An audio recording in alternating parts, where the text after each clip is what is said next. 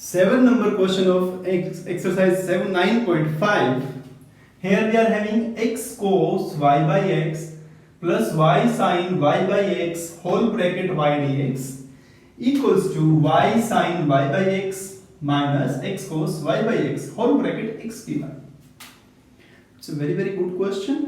अभी तो हमें पता है कि 9.5 को एक्सरसाइज में से है तो होमोजेनियस का होगा ही होगा, बट फिर भी बच्चों अगर आप रैंडमली क्वेश्चन आता है और इस तरह का कोई और भी आता है, एग्जाम्पल भी है, मिसलेनियस में भी कुछ क्वेश्चंस इस तरह के हैं, तो जैसे आपको ये y by x और x by y की फॉर्म दिखे ना किसी भी ट्रिग्नोमेट्रिक फंक्शन में, लॉगरिथमिक फंक्शन में, एक्सपोनेंशियल के साथ, that is always homogeneous differential equation. आप शुरू से दिमाग में बिठा के चलिए कि वो होमोजेनियस है और उसी मेथड से सोल्व होगी.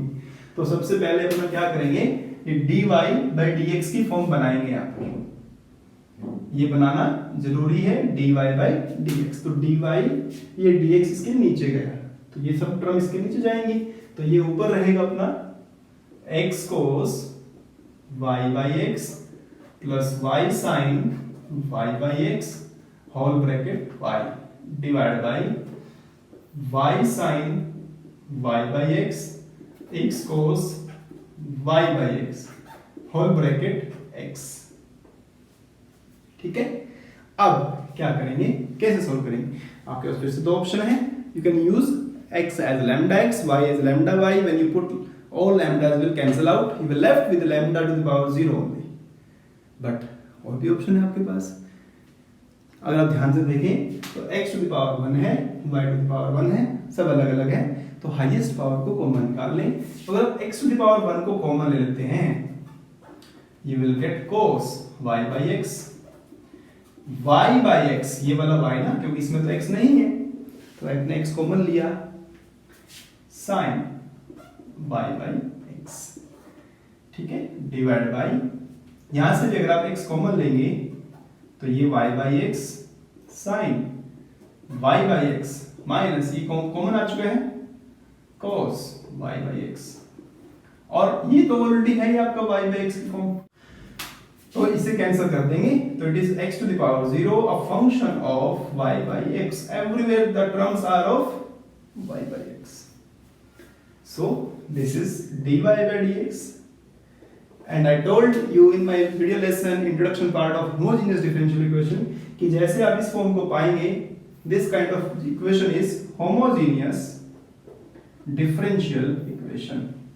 और अगर ये homogeneous differential equation है, then you will put y equals to tx. in fact y by x equals to t also. and जब आप y की जगह t पुट कर दिया तो dy by dx को भी हटाएंगे तो t x dt by dx. तो मतलब ये है बच्चों, अब आपका y का रोल खत्म हो गया, role of t and x हो जाएगा. Because I told you in the introduction of homogeneous differential equation कि हमारा प्राइम टारगेट यहां पर है to convert the question in terms of variable separable form. उसी के लिए हम सब कर रहे हैं. तो dy by dx की जगह रखेंगे तो t x dt by dx equals to क्या बन जाएगा. देखिए भयानक सा लग रहा है आपको ये, बट जैसे वैसे पुट करके सिंपलीफाई करोगे ना, ये ऐसे दिखेगा आंसर. ये तो बहुत आसान है. तो cos y by x becomes cos t only, और y by x है तो t sin t divided by t sin t minus cos t. जितने भी y by x हैं वो सभी t बन गए और इनटू में t, इनटू में ये वाला t हो गया. अब क्या करेंगे, ये वाला t स्टेप बिल्कुल सेम है. आपने जैसे किया तो देखा ध्यान से कि t है, x नहीं है ना, y भी नहीं है. अब ये जो t है, अगला स्टेप इस t को यहां से ही उधर शिफ्ट करना है, करते हैं. तो x dt by dx is इस t की मल्टीप्लाई कर लो, t cos t plus t square sin t divide by t sin t minus cos t. अच्छा, और क्या करना है, जब ये t उधर गया ना तो मैंने इस कंप्लीट को एलसीएम ले लिया. जैसे एलसीएम लेंगे तो it will be t square sin t plus t cos t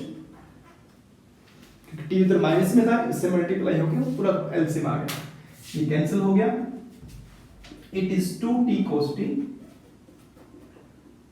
t sin t minus cos t, complete function of t, यही चाहिए था आपको। अब तो ये सब ऊपर जाएगा, मतलब t sin t minus cos t, इसके डिवाइड में t cos t आएगा, तो मैं इसको अभी से अलग अलग कर देता हूं, t cos t और टू कांस्टेंट है तो कहीं भी चलेगा, टू को वहीं छोड़ दिया, ये dx क्रॉस मल्टीप्लाई में RHS में गया, x इसके नीचे आया, इंटीग्रेशन कर देंगे, इधर भी कर देंगे, प्लस से कर देंगे, तो अब देखेंगे t से t cancel, it is 10t, cos t से cos t cancel, it is 1/t, simple integration. Question भले ही आपको थोड़ा मुश्किल दिख रहा था, बट